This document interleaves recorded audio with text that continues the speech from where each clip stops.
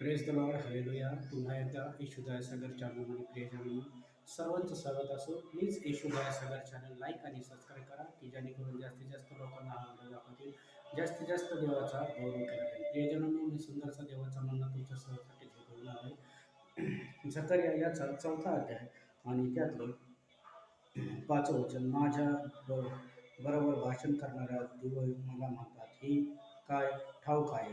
मी म्हणालो, नाही स्वामी. तेव्हा त्याने मला उत्तर दिले, जबर वेळास परमेश्वराचे वचन आहे.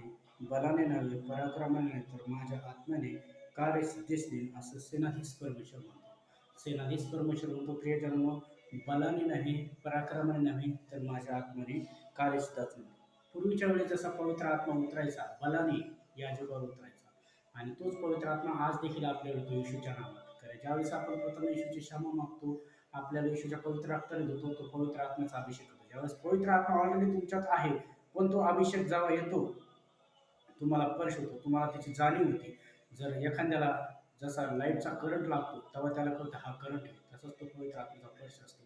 म्हणून त्या 6व्या वचनामध्ये बोलतो, तेव्हा त्याने मला उत्तर केले, जबर्यास परमेश्वराचे वचन प्राप्त आले. म्हणजे त्यांना वचन प्राप्त आले, आणि वचन काय सांगितलं? बलाने नव्हे, पराक्रमाने नव्हे, तर माझ्या आत्म्याने कार्यसिद्ध असणे, असे परमेश्वर म्हणतो. बलाने नव्हे, पराक्रमाने नव्हे, तर परमेश्वराच्या आत्म्याने कार्य सिद्ध असणे. कारण की परमेश्वराचा आत्मा हा सदैव सामर्थ्याने उतरतो, आणि जिथं परमेश्वराचा आत्मा सामर्थ्याने बलाने उतरतो, तिथं मोठा चमत्कार असतो, तिथं मोठा अभिषेक असतो. जिथं मोठा चमत्कार, मोठा अभिषेक असतो, तिथं चमत्कार असतो, आणि चमत्कार असतो तिथं मिरेकल असतं. मिरेकल असतं तिथं आनंद, सुख, शांती.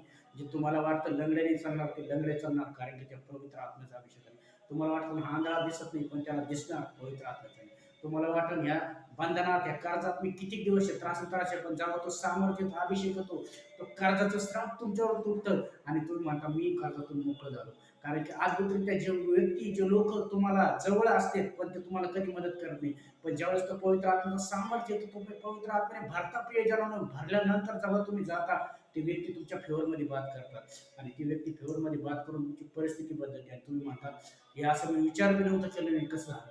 कारण की देवाचं वचन सांगतं, बलाने नव्हे, पराक्रमाने, तो देवाच्या आत्म्याने कार्यसिद्ध असते. जे तुझं जो आहे, देवाचं वचन सांगतं, ते माझ्या अभिषेकाने तुटलं. मग तो अभिषेक असतो देवाला मोठा. प्रार्थना करता, देवा तुझ्या पवित्र आत्म्याने भर, तुझ्या अभिषेकाने भर, आणि अभिषेक हे सैतानाचं चूत होतं.